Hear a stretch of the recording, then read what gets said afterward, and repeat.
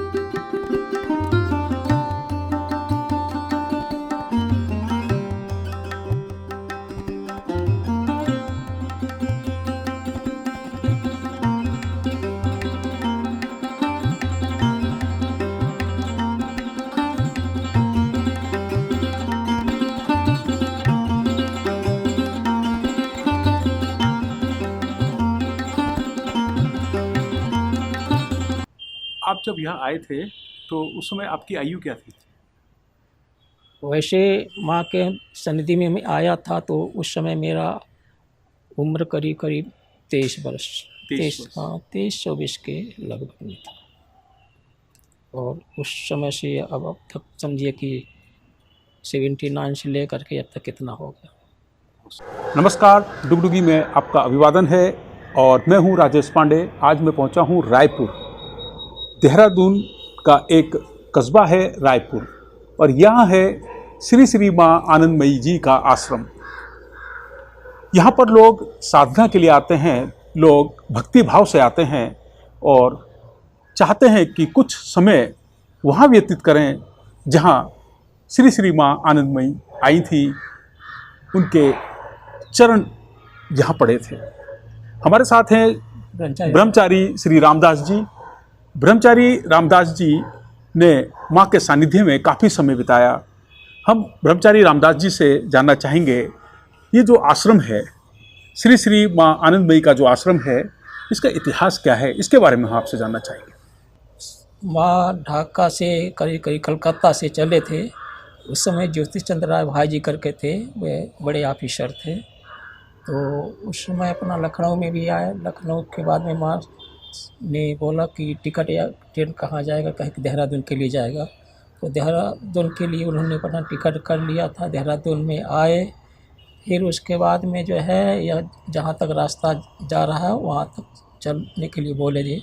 तो उनके साथ में बाबा भोलानाथ करके रहे जो कि माँ के पति रहे, लेकिन उन्होंने जो है माँ को जगदम्बा समझ करके, भगवती समझ करके उनको अपना प्रार्थना करते रहे और माँ की सन्निधि में भी अपना रहते थे। माँ का त्याग, तपस्या, प्यार यह अद्भुत अलौकिक है जी। और माँ ने यहाँ पर अपने जब पधारे थे इस जगह पर, तो कुछ लोगों के मुख से जो हम श्रवण किया हूँ कि यह शिव जी ने हमको बुलाया है। तो शिव जी को और माँ का यह अंतर, एक प्यार और आंतरिक एक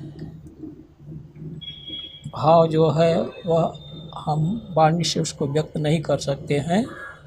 और माँ ने अपने मुख से इस तरह का बात किया कि तुम लोगों के लिए कोई नया स्थान है, लेकिन इस शरीर के लिए कोई नया स्थान नहीं है। और वह 1932 8 जून को माँ ने यहाँ पर पधार दिया, 8 जून को। तो 8 जून के उपलक्ष्य में एक विशाल भंडारा, उसके पूर्व में भगवत कथा, एक कोई सांस्कृतिक प्रोग्राम को आयोजित किया जाता है। आश्रम में 1979 मतलब 79 में हम आपके सन्निधि में आया हूँ, लेकिन हमारा घूमना टहलना 1980, 81, 82 यह सब उस टाइम तक बना रहा है।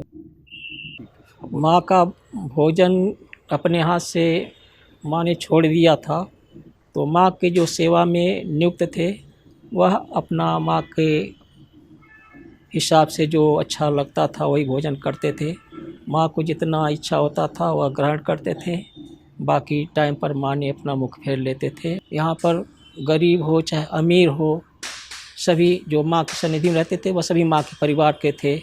माँ का परिवार आध्यात्मिक सोच के लिए, आध्यात्मिक लाभ के लिए माँ का अपना बात रहता था। इसमें किसी को कोई बड़ा न समझना, किसी को छोटा नहीं समझते थे, सबसे सब प्यार करते थे। यह माँ के उस समय प्रेम राज्य, आनंद का एक राज्य था माँ के उपस्थिति, माँ के सन्निधि में रहने पर। तो माँ ने अपने जीवन में माँ का ऐसे आचरण, ऐसे व्यवहार से सभी, एक जो राम राज्य का बात होता है तो वह माँ के टाइम पर भी वही रहता था, माँ की सन्निधि में रहता था। कोई भी आ जाए उनको बिना कुछ खिलाए पिलाए कभी नहीं जाते थे। चाहे किसी वक्त रात में भी आ जाए तो उनके लिए भोजन का व्यवस्था, खाना पीना, फिर आराम करने के बाद रख देते थे। और कुछ समय के लिए माँ ने भगवान को अपने समय देने के लिए माँ ने उपदेश रखते थे, इस पर ज़्यादा जोर देते थे। तो हमारे आश्रम में साल में एक बार संयम सप्ताह का आयोजन होता है।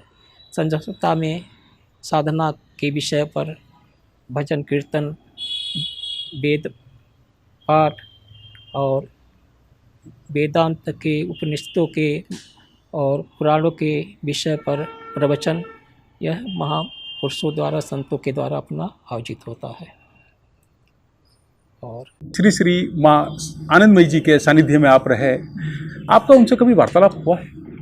वार्तालाप हमको थोड़ा समय के लिए मिलता था, जो कि माँ के सन्निधि में आध्यात्मिक सवाल, आध्यात्मिक उत्तर, और माँ से हमने सवाल किया था कि भगवान सब में है और सब भगवान में है। तो माँ ने इस विषय पर उत्तर दिया था कि तुम गीता का पाठ नित्य अपना करो, इसी में तुमको उत्तर मिल जाएगा। एक कहानी हम सुना रहा हूँ माँ का कि माँ ट्रेन में घूम रहे थे, चल रहे थे, तो किसी एक भक्त व्यक्ति से माँ ने पूछा, कहा कि हमको कुछ भिक्षा दोगे? तो माँ ने अपना सवाल किया तो वह चाहे अच्छे व्यक्ति सज्जन व्यक्ति थे, उन्होंने माँ से कहा कि माँ आपको क्या भिक्षा चाहिए। उन्होंने कुछ रुपया पैसा के विषय पर अपना बात अपना सोच रहे थे, अंतरात्मा से समझ रहे थे। तो उन्होंने अपना बात रहा, लेकिन माँ ने कहा कि बाबा इस शरीर को धन रुपया पैसा ज़मीन का यह सब चीज़ के लिए भिक्षा नहीं चाहिए। तो उन्होंने कहा कि माँ आपको क्या भिक्षा चाहिए। तो माँ ने कहा कि जो है बाबा 24 घंटा होता है, 24 घंटा जो है अपना खाने पीने सोने आराम व्यसन में तो बिताना उचित नहीं होगा, और 15 मिनट आधा घंटा 1 घंटा भगवान के लिए दो। तो फिर उसके बाद में जो है वह माँ से बहुत प्रभावित हुए, और जहाँ तक कोशिश है कि माँ इसका आपका जो उपदेश है, तो यह माँ ने आध्यात्मिक उन्नति के लिए अपने जन्म मृत्यु के चक्कर से छूटने के लिए उन्होंने यह सब एक अपना प्यार और इसमें एक आध्यात्मिक प्रगति के लिए उन्होंने एक उपदेश और एक आचरण एक व्यवहार इसलिए माँ ने दिखलाया है कि जो है यह संसार में हमको इसका नहीं चाहिए कि तुम लोग अपना जो रखते आश्रम बनाते हो, तो आश्रम इस शरीर के लिए कोई ज़रूरत नहीं है। लेकिन भक्तों ने अपने के लिए बोला कि माँ हमको एक दो आश्रम रहे जिससे कि आपकी सन्निधि में होकर के भजन कीर्तन साधन भजन कर सकूं। तो कहा कि जो है तुम लोग चाहो तो इसका तुम लोग निर्वहन करोगे, हमारा इसमें कोई जिम्मेदारी नहीं। भक्तों के अनुरोध से भक्तों के प्रयास से ही आश्रम का निर्माण हुआ है। जैसा कि आप माँ के सानिध्य में रहे तो क्या आभास होता था, इसके बारे में तो हम आपसे जानकारी ले ही रहे हैं। कोई संस्मरण माँ से जुड़ा हुआ आपको याद आता है? एक सवाल भी लोग पूछे कि माँ आप कौन है जी। तो माँ ने कहा कि नारायण, फिर बाद में वो भी बोला तो नारायणी भी बोला। तो यह बात जो है अपना लोगों को धीरे धीरे अपना बात समझने की माँ एक अलौकिक शक्ति अद्भुत शक्ति के रूप में माँ को दर्शन अपना करते रहे, और माँ के सन्निधि में चाहे राज परिवार हो, चाहे बड़े संत महापुरुष हो, चाहे राजनीति के कोई व्यक्ति हो वह भी हो, प्राइम मिनिस्टर इंदिरा गांधी रहते तो वह भी माँ के पास सन्निधि में आना जाना करते रहे, गवर्नर लोग रहते थे वह भी माँ के सन्निधि में आना जाना करते रहे हैं। तो वह जो है अपना प्यार जो है वह सबको प्रभावित करता था, और माँ का वाणी सुना रहा हूँ। माँ के मुख का यह वाणी है कि जो मैं पहले था अब भी हूँ आगे भी हूँ जी। और कुछ भक्तों के विषय पर भी माँ का वाणी रहता था कि हरि कथा ही कथा और सब वृथा व्यथा। भगवत कथा ही कथा है, और दुनिया में संसार में कर्म का फल है, कर्म है तो जैसा कर्म वैसा फल। बहुत सही बात है। तो वह माँ का उपदेश रहता था। माँ का यह वाणी भी हमने सुना हो कि जैसा भाव वैसा लाभ। जिसका जो भाव अच्छा है तो लाभ अच्छा होगा, भावना अच्छा नहीं तो लाभ अच्छा कैसे मिलेगा। यह सब अद्भुत अद्भुत माँ के जीवन में अपना बात रहता था। और हम माँ के पुस्तक में एक जगह यह भी पठन किया हूँ कि एक बार सुभाष चंद्र बोस भी आए थे माँ के सन्निधि में। तो सुभाष चंद्र बोस से माँ के सन्निधि में आने पर माँ ने उनसे ही सवाल किया कि बाबा आप भाषण देते हो तो आप यहाँ पर कुछ अपना भाषण दो, कुछ बात अपना बोलो।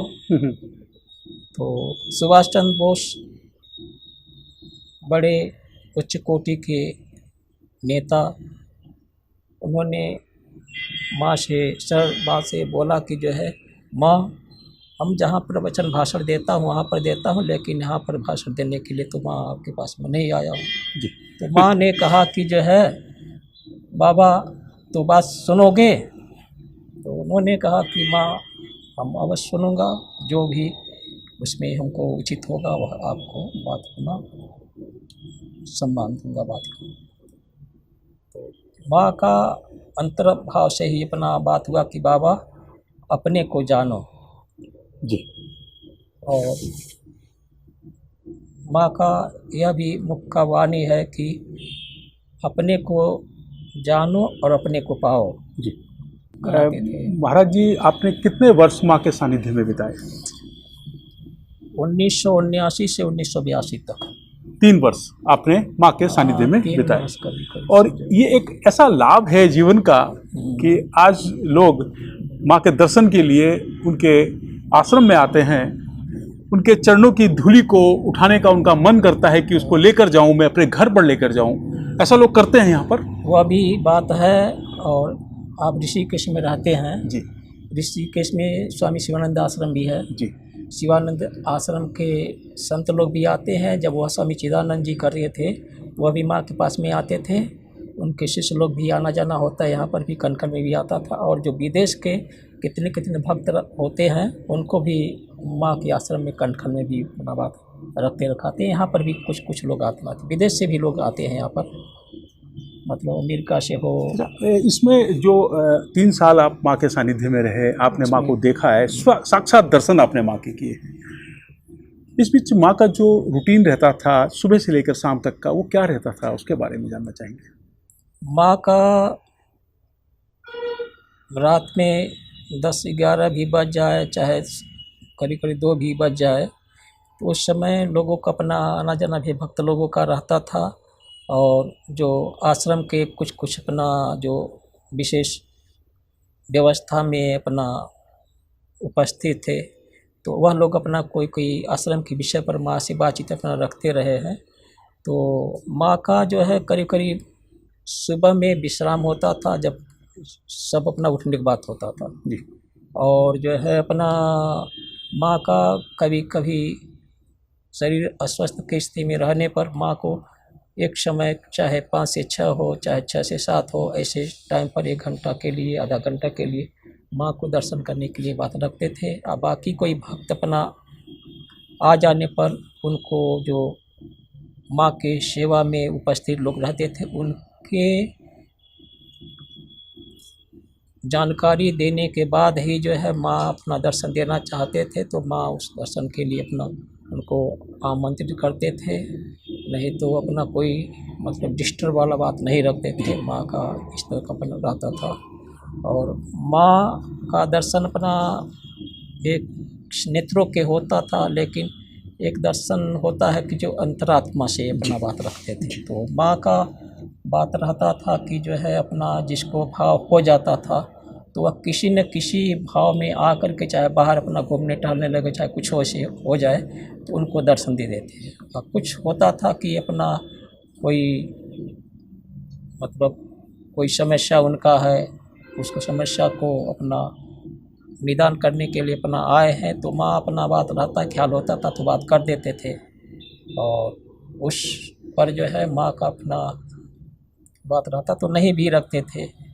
लेकिन जब सकारात्मक की विचारधारा की, अच्छी विचारधारा की, अच्छी भावना के लोग अपना आते थे कि माँ को हमको जो भी बात अपना ठीक लगे, हमारे लिए जो भी ठीक लगे वही माँ को ठीक लगे, तो इस भावना से माँ उस पर खुश होते थे, प्रसन्न होते थे, भावना में आकर दर्शन करते थे और उसका भी अपना लाभ लोगों को अपना अनुभव होता था। बहुत अच्छी जानकारियाँ आपसे मिल रही हैं, आपके संस्मरण मिल रहे हैं। श्री श्री माँ आनंदमयी के सानिध्य में रहने का आपको लाभ प्राप्त हुआ है और आपको जो माँ के सानिध्य में रहने का जो लाभ है वो जीवन भर आपको प्राप्त होता रहेगा, क्योंकि आपने वो आभास किया है, आपने वो महसूस किया है, वो क्षण को महसूस किया है जो शायद ही किसी को उसकी अनुभूति होती होगी। अभी हम बात कर रहे थे ब्रह्मचारी श्री रामदास जी से।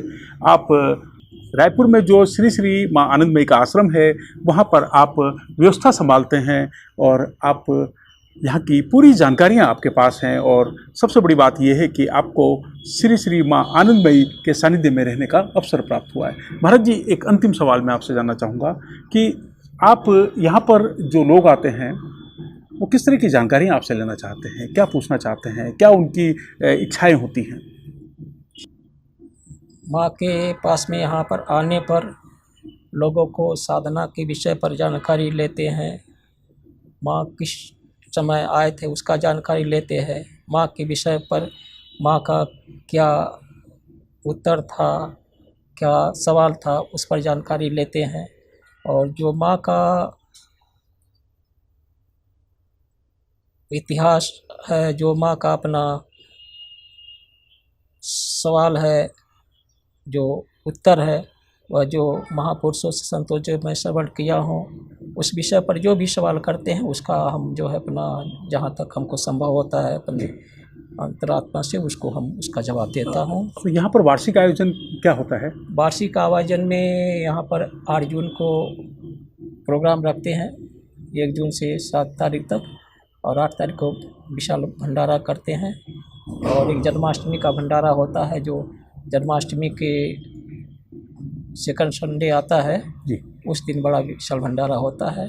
और पर मंथ में लास्ट मंगलवार को सुंदरकांड पाठ, और जो भी 25-50 लोग आ जाते हैं उनका भोजन व्यवस्था अपना भंडारा का बात हो जाता है। बहुत अच्छा लगा आपसे बात करके और हमें भी सानिध्य प्राप्त हुआ है आपका कुछ समय के लिए, और हमें अच्छा लगा और बहुत अच्छा महसूस हो रहा है। और सबसे बड़ी बात यह है कि आज हम उस धरा पर हैं जहाँ श्री श्री माँ आनंदमयी जी के चरण पड़े थे, माँ पधारी थी और कुछ समय माँ ने यहाँ व्यतीत किया था। बहुत बहुत धन्यवाद महाराज। जिस किसी को यह स्थान का महत्व होता है, लेकिन इस स्थान का महत्व जो है